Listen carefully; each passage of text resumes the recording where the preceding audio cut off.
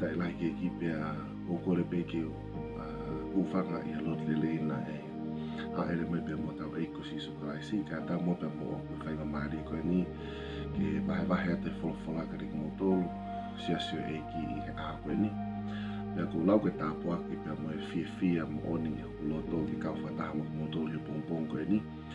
o ilo o iaia e koloa le li teo he o tuake wha indasia ki tau mo ui pe tau te fito I hono pole I tau mo ui ka hui ka aho makehe koe ni me kuonga makehe tau iai I tau ke hoko mawai pe e tau tau fua ki whekau na tuku mai he eiko si sukalai sika ni tau tolu na mo pole koe ngahi aho koe ni ka wanga karistiane ke tau tu hake ki o lunga o whamato ato I talango fua ki he ne wholofola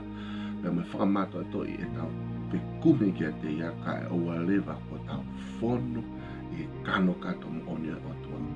Ko fie whawhai loak fie atu ki a Miliami ka o maare seri ka pe ka no whamiri pe he ki a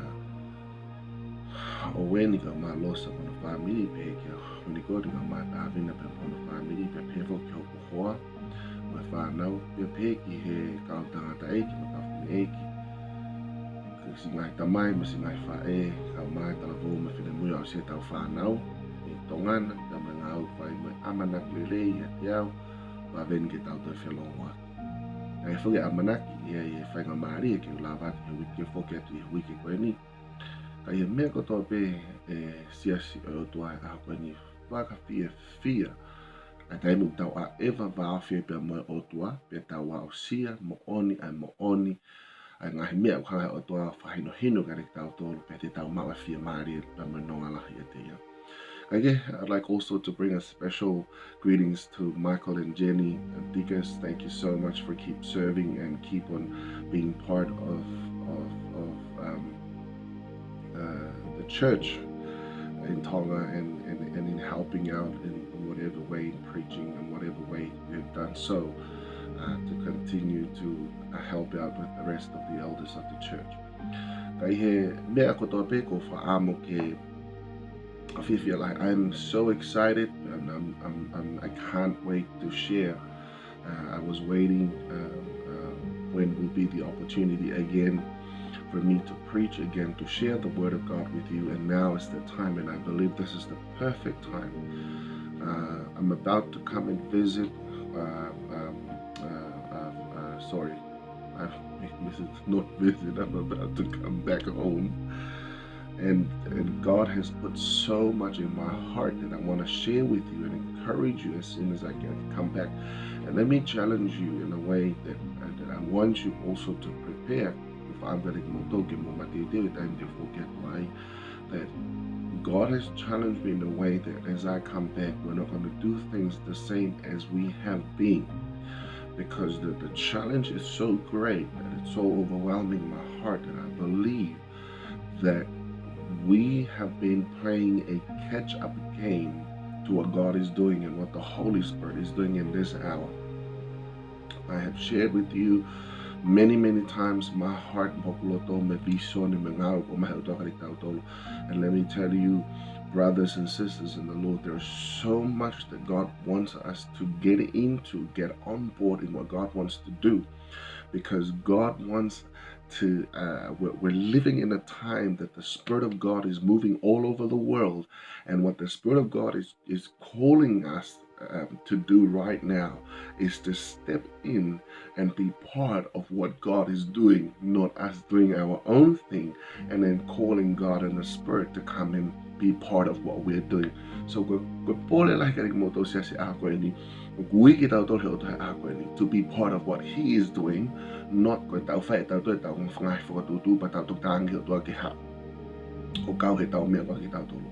so that I want to challenge it out. And if this morning,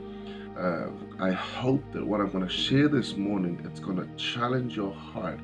far beyond your imagination and beyond yourself and your family, and beyond that God will take you out of your box,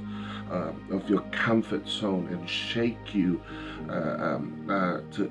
the core of your being. There is a great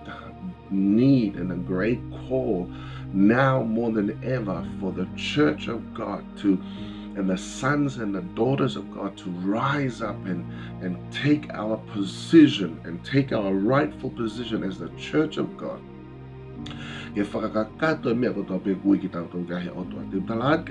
Jesus Christ is coming back very soon, and he's going to come back to a glorious church, a church that is radiant in itself. It's not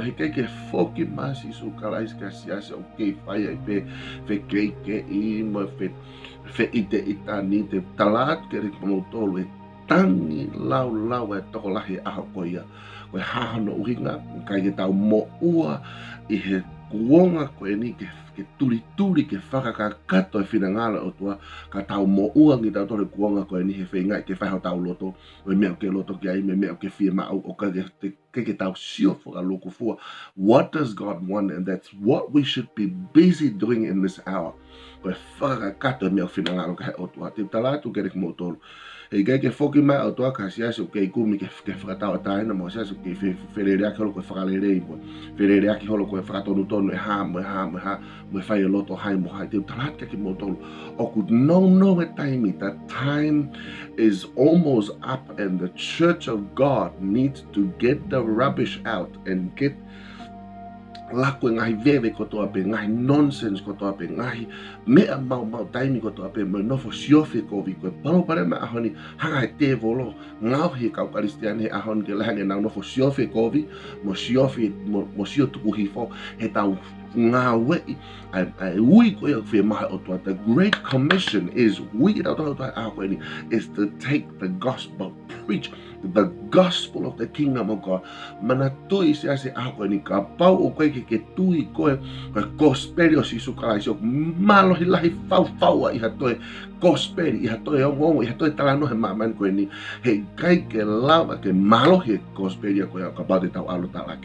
We have to believe first that the gospel is the answer to the world before we even tell it to the world. Koe balo pare ma ahoni te utalaka ki motor e siasi aha koe ni ko tau hanga ki tau tolo tuku hifa gospeli ke lalo hange pi ha talanoa ta tau pe mo tau lau koe ngai whepare mo mea kai tuke tau hanga whakafoke gospeli ke no tuunga to tonu koe kuiai koe gospeli o sisu kalaisi o malo hi lahi o kuiai koe i talanoa koe tau mai tuhe alo maki tau tolo koe whamo uia. It is a salvation to those who believe. Koe whamo uia ki nau tolo tui o kupore kare motor ngai ako ni se ako ni fie ma o ke hanga whakatoka ngai koe mea ko toa peu ha te volo he aho ni koe whenga lahi a te volo he aho ni ke distract ki tau tolu ke o te tau focus i sisu kalaisi o te tau focus e misiona o mea toka ni tau tolu pe ai kai ke ngā tai koe whenga a te volo he aho koe ni ke tau mo ua i he mea o kai mahu i ngā mea o tai ao ngā mea e osi mea e aho kai ke tau mo ua he mea o mahu i ngā o ke to kanga mai o tua ia ke tau tuku ange haki taimi o to kanga mai o tua ke tau ange ho tau le taha mo ilo ko taha mea whama mai hoko e kuonga koe ni e ngai sesi mo kaukarisi ane ahoni koe tau aveani e tau second best ke o tua koe ke whia mau o tua second best koe second best e tau taimi e tau mo ui koe tau mea whakaipaanga koe tau whanau koe whamiri ma mea. We need to give our all whia mau ke ave ka kato ki tau tolu kihe o tua ngai aho koe ni ka ke o whaamgi tau no kari ki motu pa o whaamgi whakaloto lahi pika rik motu si asi aha koe ni o wawe taim ki o whoke toi kari ki motu pe te tau tau whi mata ki mata ka ko whaamgi o rea ki motu ke te uto rea ke mea koe ni taim te o whoke toi e ko whaamgi pore ki tau tau ka pada mo whato ngai koe taha tau ngai ka veinga na kulawe kei tato lahi i ngai tau ko mariwa tu whikawake ni pa me ngau e gui ki tau tau pa me misiona ko mai e sisu Christ kari tau tau ke tau ngau e koe siasi o toi ngai aha koe ni pa ko whia mau ke pore. I want to challenge you wherever you are. There is a need for us today. There is a need for us. The greatest need for us today is to partner with the Holy Spirit. But guange i lau mare mano ni kene hanga whakahino hino a ko i te teu and get us into maturity. Ko nga ka lava ke fai mo tau nga unu ke tau fai ngawe o ui ke tau tore aha ni te talata ke mo tolu o fie ma ulahi mo ui whaka matu o tua whaka lau maari i he siase o tua aha koe ni ka koe pala pare ma koe unga koe ke lava ke matu o tua whaka lau maari ai siase o tua aha ni koe unga koe ke tau tari ngawe whai lau maari manu ni pia me ngai conviction me ngai whahino hino whai lau maari manu ni whaka fohe whora tua e tau mo ui a lava ke tau riri koe ahoni te talat ke motore ngahi mea koe ni koe palo problema e ahoni e palo problema ta tau pesi asi ahan whatonton ako hoko hangu tu lau e pa whatonton ngutu lau sa anuari ta whatonton ngutu lau ati me ta whatonton ngutu lau i septem ta whatonton ko ita ahai i hai pe tau wheke ike pe me te talat ke motore ngahi mea koe ni ka pau koe tane nei ke lea si sua pe koe aku pore ke mui ke te au ko pau ke si aki e ia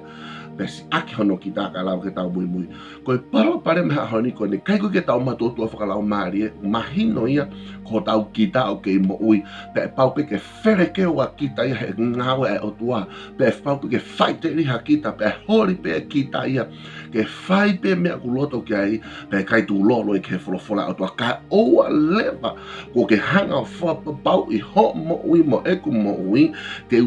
ko kita ko pau ke mate ia ko hano uhinga labi ko paula ko tuki whakatahau pe mo kalais ke kolosi uhinga a paula pe ko no ko whakarea taha he labi taha paula pe ko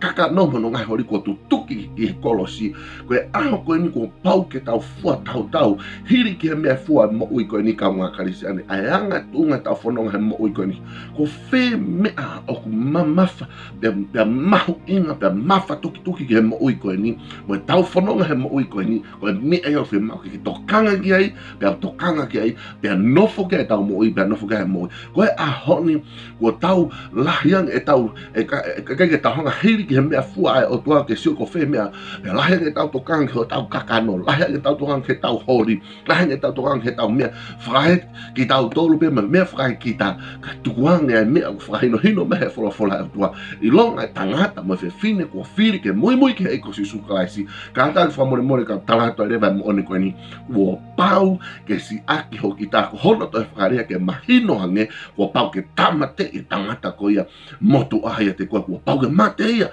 wo pau ke tutuki ke kolosi kai hei kai ke lava ke tau whawhetau loa ki kai ke lava ke tau whakakato ngāwe kui ki tau tō ke o tohe ngai ako ni. Te talatu sia se aho koe ni. Hanga o toa o mahi tukua i au heni i he toa mua me palani. Mo e whotu tua o toa. I keke ngata pe wai misiona o toa ke te au ke whai me ngāwe i heni e whanua. Te a kou whawheta e o whainga maari whaava me matapā whaava o toa ke o i heni. Ka kua wame ni taimi ke o whoke o toa. Pa te talatu e mo tō sia se aho koe ni. Fie mau pe kumi ehe lau maari o siho wahe aho ni. Ai whahinga ka kai o kunau. Pore e nā mo hui ke aki kau hi ko sisu kraise ngai aho koe ni. Koe ko whehui ke te koe ngai aho koe ni. Moino palo pare mai aho ni. Tau lot, mau lot, sapate ke sapate, tau lau wholofolo, tau lau lot, tau lau ko tau karistiane. Ka koe ko whehui. Koe ha ai lahi o ku mau e sisu kraise ho mo ui he aho koe ni. He koe tonu koe ke aluanga e tau mo e aho mo e wiki mo e mahi na tonu ke whakatupure kina kahaisi loto he tau mo ui pe whakae a mai a kahaisi e tau tolu. Ka koe whamamahi taha i kuonga koe ni tau mo ui ai te talata o ni koe ni. Aluanga tau me mahina, me lahianga tau whatahanga, me tau lotu, me hoa lotu, me hoa, ako wholofola, me malanga, me whanonga wholofola atua. Pea toi aluanga hange, toi whakapo uria, he takata koe hahono uhinga, he wikai te whiria, kita ia o loto tangataki, tuku lolo moni ke eiko si sukalaisi, te talatu, moni koe lawa e wholofola, whalahi halapea, toko lahi a kai au kolo ai, hono whakai kukono ikuanga koe au hakatala mai, ko fasi e ki halape o whainga taa e whanonga ai pe tala mai ko ki toni ihi pe nao iru e hala whanonga koe ke whowai e tarakari mutore a hamsiasi ui e lau mari o tua he kuonga koe ni hui e kakai o kutoa tala mai koe puri anga o tua koe puri anga malo he pe aku o hamu whakamalo ia ni me kautoa. Kai fia mau ai kau ita vave. Kai ke fia mau kau whai loto. Kai ke fia mau ai ka kai me ve finyo ku hori peke whai pe nau mea na to. Kai ke fia mau ai tata ai ane mea fia mau ai tala ngō fua kai kato ke fola o tua. Ko ia mea viviri ke e o tua he aho koe ni te talatu. Ko toko tahawa pena e whiri e sisu kaisi ke ne mea ngau e ako hiko mama ni kotoa pe. Ok, kumini he o toa hakito o taha. Hakito kou hatu toru, hatu ko wha, hatu ko nima, hatu ko ni ihi pe. O ku pau o nau loto ke tuku lolo mo oni ke hei ko sisu kalaisi. Tuku lolo mo oni nge teia. Kane whai e ngā hau e ki hano ngau hita mono o hake ki nau tolu. Ke whai hono li liu. Ai pule anga, ai whonua, ai siasi, ai koloa. Ha tapa pe veitu te nalo ke ai tala mai veitu nai alo ai ha sisu kalaisi nai kai ke hane te tei mai ki nā tu kou hiko e anghala kou hiko e whai ngata kou hiko e mahaki whakasino veitu ko ta pe nai alo ai tala pai nai ofa mamahi a sisu kalaisi ke kakai koe ha nuika koe whai ngalotu tai maa sisu kalaisi nai hui nai whakau i mai e ato tuanga ta mai ki mamani ke ofa koe ofa o ne katoa kere kato le a koe ni ke tau tumake. Koe ha ai mea o kune rei ke tau whai koe uhi koe pore anga no gama heko sisu kalaisi koe a mea te tau turi ke heko sisu. Koe ne misionanda taha pe ke whai e whina ngalo e ne tamai pēo pasi mai ai mea te tau ke te koe pēo pohe aho koe ni koe ha ho misiona koe ha e ku misiona te talatu siese aho koe ni taha pe e ku misiona ke whai e whina ngalo e o tua i ku moui e family ho moui ko pore ke te koe aho koe ni u ose taimia koe ta ua mai pe koe whai nga he siasi mo tau flotu pe mea koe taimi mo oni e ni e whakatomala mo oni koe fuafua malanga sisu na ne pe e mo a to mala he ko hofe pure anga to sies te talate mo to ko fu mo oni o ba e sisu ga ri tau tolu ke tau sio fia no pure anga ko e faga to mala te talatu ke ri ko tolu sies a ko ni ko taha o e palo pare ba o sies o to a ho ni ko ta faga to mala mo yo tu ke eki lahi lo tu lahi laule lahi malanga lahi ngai mea keke lahi mo lau folofola mea lahi mo vete folofola kai longa tangata mo fefini e whakatomala mo ni mo ui kai tangata mo fefini te na hausia pure anga o tua te talakari mo tau siasi aho koe ni o kui kai ke kumi e lau mari o Jehova ke kakai o afungi kakai hikisia me o kakai o nau pehe nau lotu fuoloa me kakai pehe nau ilo ha mea kumi Bela Maria Jehová, que tangata mai fefine, whatomala po oni lota nau mo ui, mea pau e nau whiri, hei kai ke nau toeta fauki, ke mama ni koe ni ka koe whiri te mui ke sisu, ta tawai pe,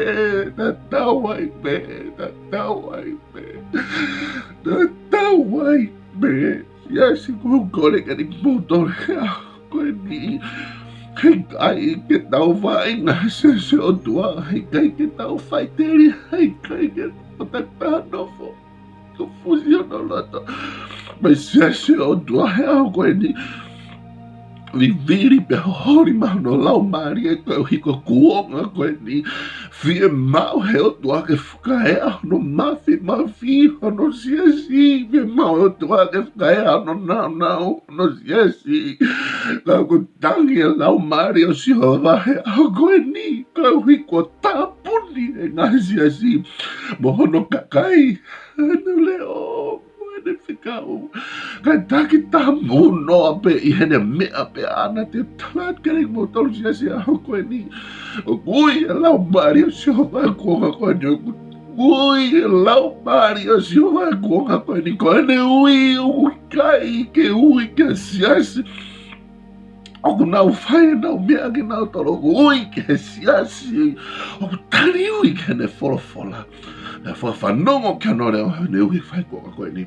e talaka re mo tolu siasi a koe ni tangi mea ui ko ku whanga apu e whakafoki ki tau tolu ke mea na raki ui ki tau tolu ke ia wea raki ofa e whakafoki ka pau kua mole raki ofa koe mea e tohi asi ke tā kahi siasi e toi a whakaata la anga lelei. Ai mea ko toa koe tā, mea ko kofi i ai ko mole raki ofa. Siasi te pār kia reki mōta le ngai ako e ni kei ko mine lau maari o si hopa kia siasi oku puke mau e nau raki ofa. Koe ngau e kui ki tau tolu ke kuonga koe ni lau maari o si hopa te tala atu. Siasi aho koe ni Kui e lau maari o si hopa ke tau mo ua he kuonga koe ni ke tau mo ua he whai hono whina ngalo o ku kore ke reki mo tolu siasi aho koe ni e lapa ke tau nofo siofi ngai mea ke whewhe ke siofi ho mo ui whewhe ke siofi ho mo ui me he aho ki he aho Yahweh ai monu inga whaua ki tau tolu i tonga e tau makwa e taimi ke tau loto mo au kai mo whikumi ke Jehova kai wa lewa ko tau siu ke no mafi mo no nau hei kai ke whaia ke whonga whaka e tangata ko talat ke reki mo tolu e kai ke whaia ke whonga whaka e tangata hei kai ke lava tonga ia li liu e whonga whaka e tangata lava pia tonga li liu e tangata mo fe fine tuku lolo mo oni ke te ia vai mo ni ke te ia vete ne ngahi anga hala mana tui siasi ko e vete ko e whakatoma la ngata mo e fini ko whaam ke tafo ke vete ngahi anga hala pui ke sisusu ko e palo mare mai aho ni ko lai whakatoma la loi ko te whakatoma la e aho ni ke te tau toi whoki ke po ui a pong te tau whoki mai sabate ko te aia mai whakatoma la o ku ui lau maari o si ho vai aho ko e ni ka kau tangata toa kau e fine toa kau tana vou me kau fine mui toa de nau toa he malai he ui e mo ui maa o ni ke nau fili te nau tahi whamata to ke si ho mata tau ai pe ko e mo ui ko e ni o pau ke fua tau e mo ui o ilo he kai dua ha mea tene toi la kasi hake ai mo ui e tangata me fine o tahi whamata to ke si ho va e tarat ke ring mo tolu siasi aho ko e ni vave ke toi whoki masi isu Robert Masi kau tokanga masi su kono siasi kanga masi su kono siasi tau fai na e mea na ne uhinga na ne whaka mo ui ai koe na kai whaka mo ui no ai a koe na kai ke alas no ai a lau mari o loto ke hau ko i ko tunga ha pea o ni na alas to e lau mari e ui ai ne misiona me ngau ke whaka ina se ki koe ko kore ke ne koe siasi aho koe ni o na mau i bia o na tu ke tu e no ai ui fai lau mari o si ho mama ngau na ne whao loto a mea na ne kamata i ho mo ui ko kuonga e ni e ke lea ke malo he flofola Yahweh ke tau vivini mo holi ke tau fono he lau mari o si ho va kau i kai ko fefe mama ni ko e ni e talat ke ni mo tolu balo mesu na flofola mo le lagi mo mama ni he kai ke mo le ki ko e tame flofola o tu a ko hambi o fono yo mo ui ko kore pa me ui lau mari a ko ni o fono na ne flofola ya de ko be mo fono na e flofola si ho vai o mo ui a ko ni se be kai o e ni hui o ko mo kore bo fai heri mo tole na ya ko ni si te tari matonga ke siasi a ui kai ke nau kumi nau mea ke nau toro ke nau kumi nau mea nau kumi ve kumi ke he fofonga si hova e fofonga si hova o kui e fofonga si hova siasi ko pore ke ringi motoru ni aho koe ni ke tau tuu whataha he kuonga koe ni koe taimi e ni koe taimi no kuia ki tau tore o tua au e toi whakawai ko kore ke ringi motoru au e toi tuanga whainga mari ke te volo o te tau toi whakata ke he whiri taimi ke tau nofu ai tau sio ke o tua whekumi he o tua taha mea ko whaam ke vai ke o whaosi ko hiko taimi ko whaam ke porei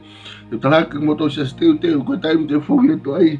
ko koe ke ka am ke tu ko hi ke ngawe o tu ko a hoe ni he kai ke tau to tari ke apongpong o na ke tari ke to foki atu ko kori ke motor a hoe ni tai mi Hanga varien ke tau viri fie kaya ke o tua. Ka mone fie kaya me te koe ko talaka de koe tangi aho moe po kai la bere kalanga ke o tua fra foki mai fie kaya koia ke mako i lo toia te koe. A honi ko mone fie kaya ke o tua mone fie kaya ke no lau mari mone fie kaya ke fola a wanga fe tau fra foki mai ka kai fili ahon ke fra to mala mone ke o tua. Ha to frai ke ta ngai me ma ke na feu ke to nga na fo papau i ke te au mahino mai te foki pe i he wiki ko ni kana to hanga ke ta ngona ke lava ke foki te wiki ko ni ko fie mari ko tang egi ha me ke fa am ke tala no mai ke te au ha me ke fa am ke frai am ke te au ko hi ka to glava ke hoko fai foki ki tonga e fa loto la heki mo to ka nga kristiane lava tu ke lea mai ki ka ta fonga o mea na kai ke lava ke wha mapure i hukuloto. Wha mapure i hukuloto u hawe pō ko ia pa ta telefone ke ana utangan. Ko mea nuko meha lau mare maunu ni ke te au pia ko whaka ke wha mata tari ke whoki atu. Ha ko kōri ke re koe loto lahi loto toa. O ko kōri atu ke re kmoto siasi aho koe ni. Koe tai mie ni ofa mai ko kōri ke re kmoto lu fufie mau au pito. A tau i wha mātu ato ke Sihova fufie mau au pito ke tutu. Tuki ki he kolosi, hai tau ngahi hori whai kakano, ma ngahi mea kotoa pe kakano. Tu tuki ki he kolosi ka lawa ke whae a mai, mafi moe nau o toa he tau mo ui. Taha mea wha mahi ke te au, na ku whai kumi he inana ki o maa report, i whikau aki pa moe tupure ki na koia o siasi wha pentekosi pa ko klave piki he ni o na ke tō ko ngā ko lau siasi ko talanoa ni ke tupure kina ai ngā hawa whahe eki mamani pena nau whakatoa ngai i he world mission ko ia ai siasi whapende ko si o nau ilo e mea ko ni o nau mao e mo ni ko ni na whakamamahi au pito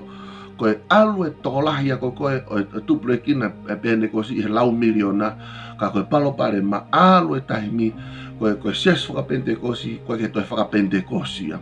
Ko hono toi whakarea taha ke toi maho inga ngepe, ke toi maho inga maria mea koe ni ke whanonga le rei mea ka talate mo ni koe ni ke rik mautou sias a koe ni. Alu e sias o tu prekina ke lau miliona, ka koe palo pare ma, koe nau whakatonga e mo ni koe ni toko si, alu pe taimi o toko si i ange. Aki nau tolu baptaiso e lau mare maone ni te talahat ke ring mo tolu na e whakama mafa ai ako naki a sisu i hene taimi whakamui e manina ne ako naki whekau aki mo e pure anga o tua pia ko ene whekau whaka osi koe na ne whaike kau a kou ta uiroin me ngāi vai uraki na ne whekau na kai e whakainoino whekau i a sisu e kau ako mo ta tari Jerusalema kai oua leva ko hoko mai a lau mare mauna ni karik mo tolu pia ko e palome sina e peheni o ka hoko mai lau mare mauna ni karik mo tolu te mo mawa malohi ke whai a ke whakamooni ki mamani te kau agi bamo eiko si sukaraisi te talatu karik mo tolu e aha koe ni ko tahimina e hoko mai ngai e lau mare mauna ni he aha pentekosi na ia te whakawharea pe there was an explosion of the kingdom of God on earth, on the book of Acts, an explosion of the kingdom of God, an explosion in salvation, an explosion in healing, an explosion in deliverance, an explosion of the kingdom of God manifested. Ihe uraki siasi i Jerusalem mai aho ko ia. Kai tuki utarahat ka rik motore mea koe ni, koe polo pare mai aho ni, alu pe siasi au ke aho ni ke tau kumi, ke kumi koe ko seso Korinto, seso Karetia, seso Efeso, mo mea hao, ke toi mau ki nau tole ngai feitu koe ni. Koe fehu i hahono uhi ngā o wau mai ke aho ni, koe ke iloa ngai siasi koe ni. Ne o wei pe ngahi heritage e anga koe whakatotolo me koe tu au me kakai koe whainga ni ne hao me ei i hanga koe lotu ka koe whehu i ko whe malohi o lau mare ma oni na nau toki they found them that as Pentecostal church grew by the millions, only few people have been receiving the baptism of the Holy Spirit. And then there was a gap there. Azusa Street Revival America, California, America, over in the 100 years ago. And let me tell you something, there were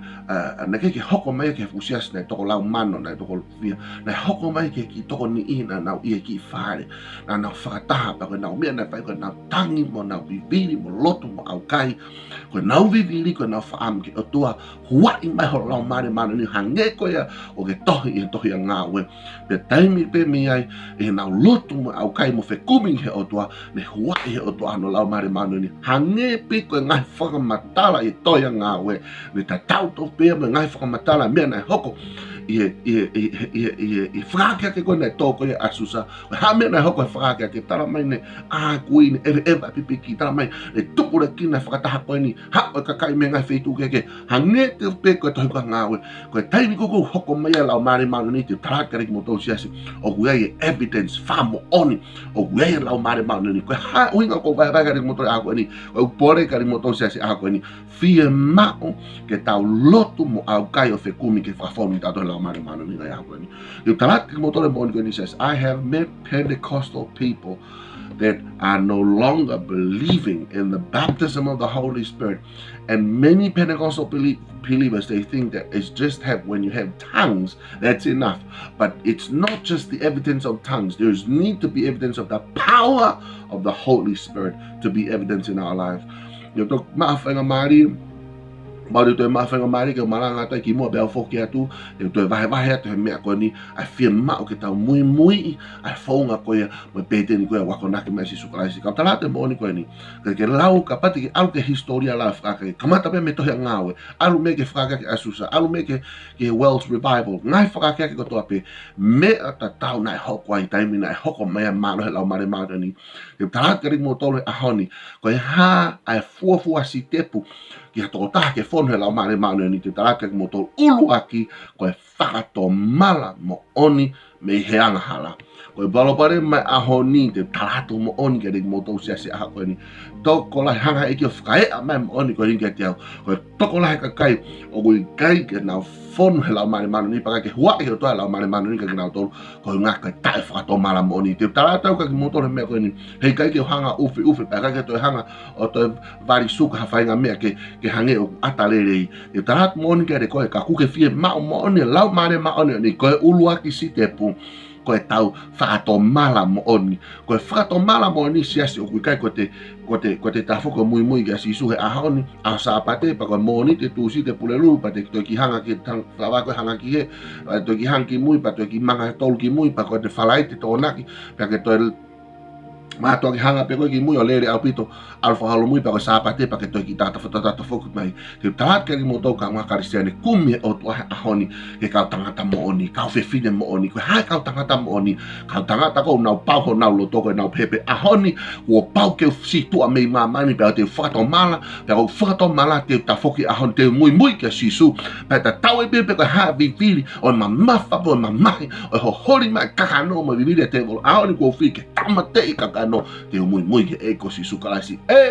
o na ngalo I te koe wea mo, ai whei lau na whai sisu kalaisi e kolosi, o Yahweh, ai fu whei lau koe ia, o ku hulu anoa ia, ke whoaki me keresi ka te koe, wea mo aha koe ni, ke ha, ke lesi, ke ta mo ui aki ke ne whakaivia koe, ke maua ikuna he aha kotoa pe, ikuna I angahala, kai ke toi pure angahala ke te koe pe moa, koe aho eni, kumia lau Mario Siova ke lot, koe tamai u lele fe tomori riwa ke lau Mario Siova I mamani, koe ne kumingi he ha, tangata mo e whewhine, tokanga to tono toge te ia. Koe palopare mai aho ni kua where ha mea kua tau where ia I ho tau loto e tokanga ke aho ni. Tokanga ki he, tokanga he vewe koe tokanga ke. Koe kupore he aho ni. Koe lau Mario Siova hau kai ke toi fie mao ia. Ke where ua pe tolu pe whaha pe nima ho tokanga. Koe tokanga tana ki katoa mai tuange mea kotoa pe. Ai ho tokanga ke lau mare manu ni. Puri o whaikarik tau tau siasi aho ni. A lau mare manu ni aho ni.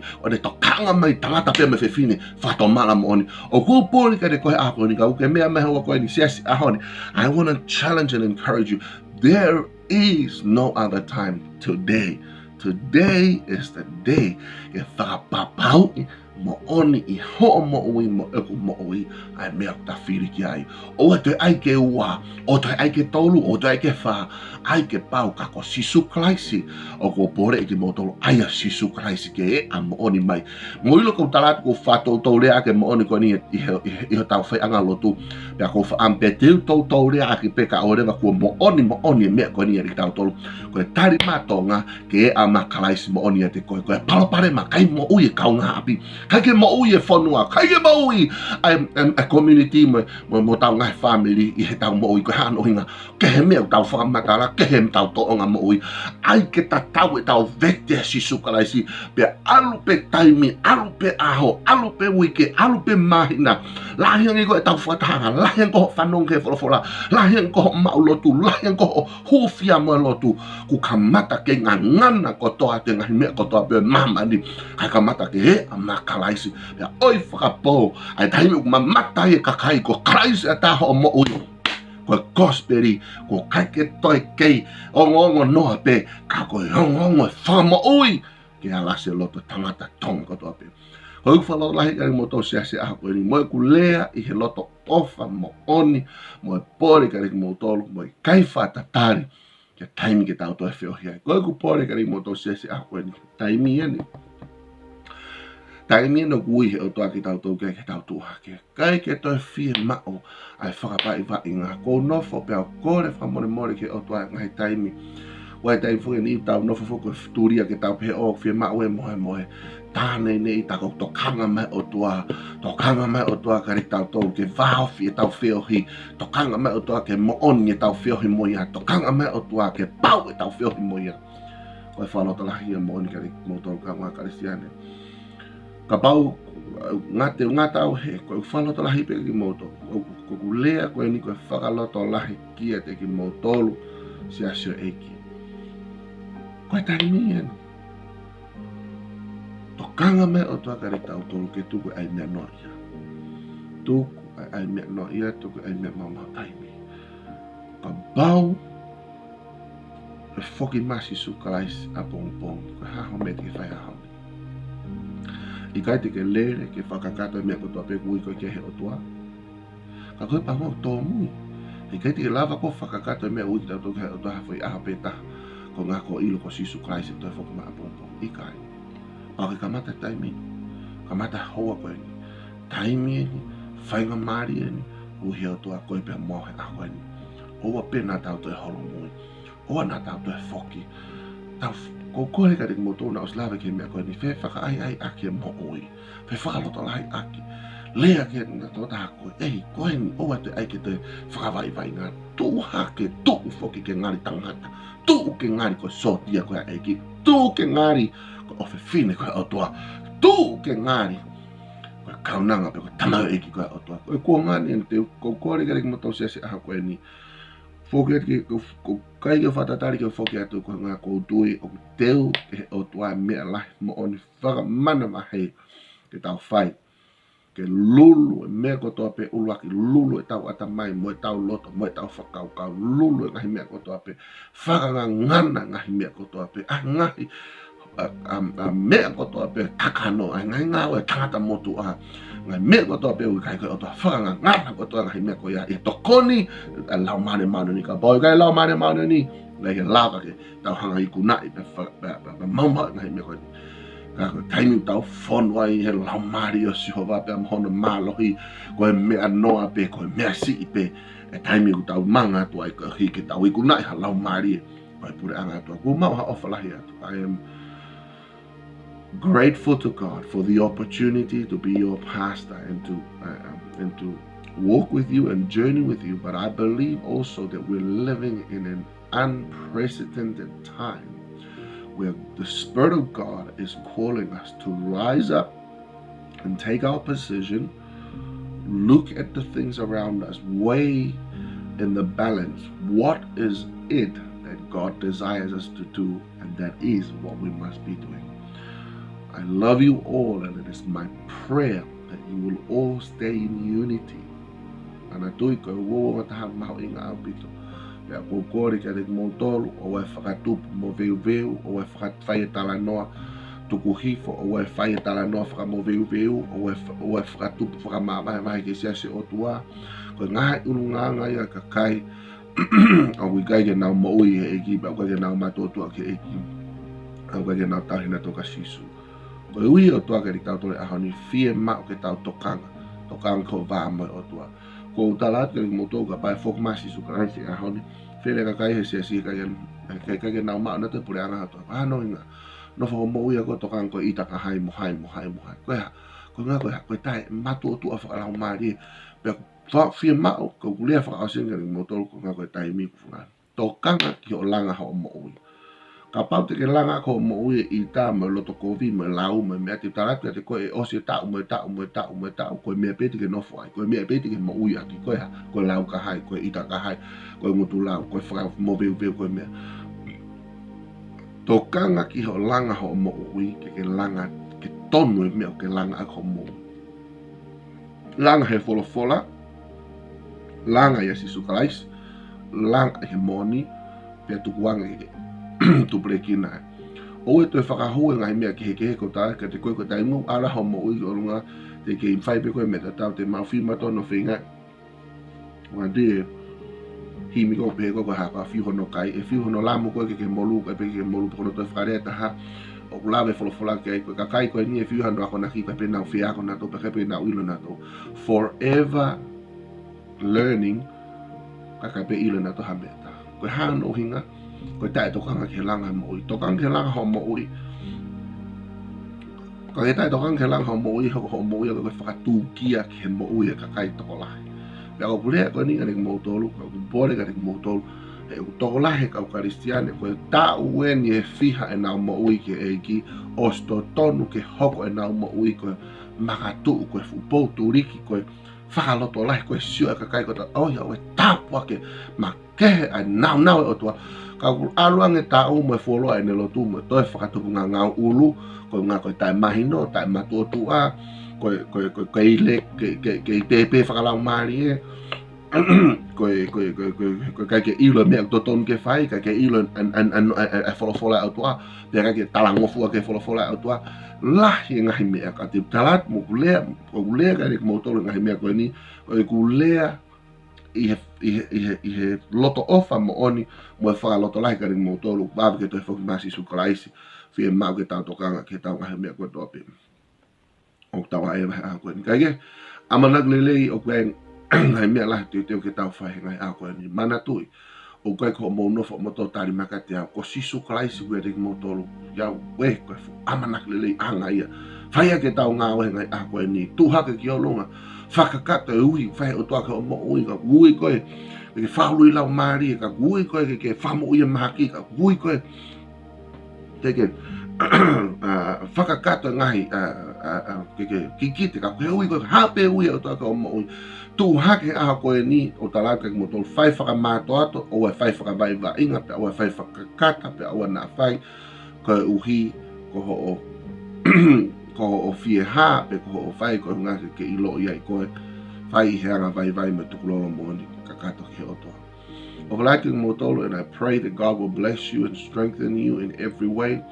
and I can't wait to see you in the coming month. So I pray that the Lord will continue to strengthen you in every way and bless you and fie fa malo te ngawe ko to pe whalo lai ke kaulita ko to mo fai ngawe eiki